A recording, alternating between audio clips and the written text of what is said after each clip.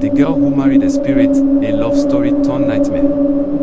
Long ago, in the village of Umuahia, there lived a young woman named Adana. She was known for her beauty, kindness, and the way her laughter could make even the saddest heart smile. But despite her many suitors, Adana refused to marry any man in the village.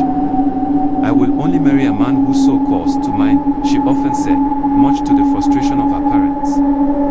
One evening, while fetching water from the river, Adana met a stranger unlike any man she had ever seen. He was tall, with skin as smooth as polished ebony and eyes that glowed like burning embers. His voice was deep and enchanting, carrying a melody that seemed to weave into her soul. "Who are you?" Adana asked, unable to look away from his piercing gaze.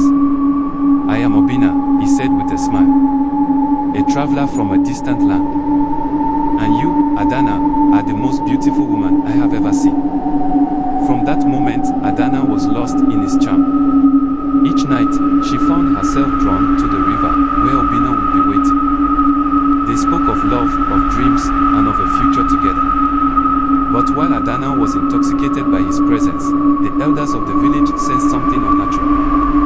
One night, an old woman named Mama Nkechi called Adana aside.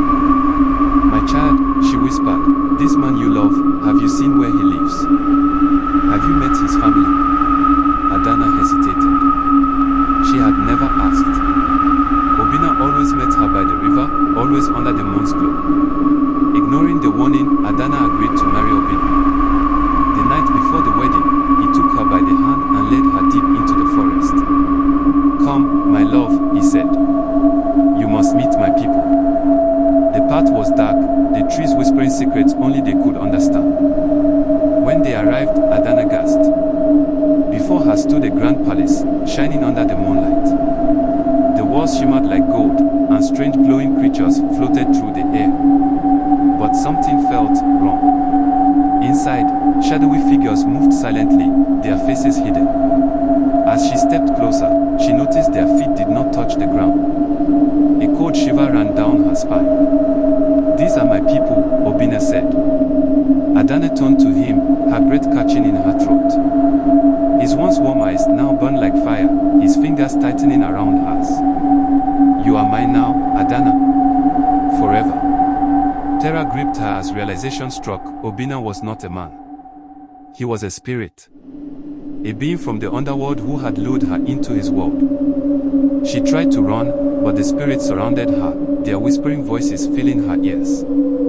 "You belong to us now," they chanted. For years, Adana was never seen again. But on some nights, when the moon was full, villagers claimed they could hear her cries carried by the wind. A warning to others: beware the love that calls you in the night, for it may not be of this world.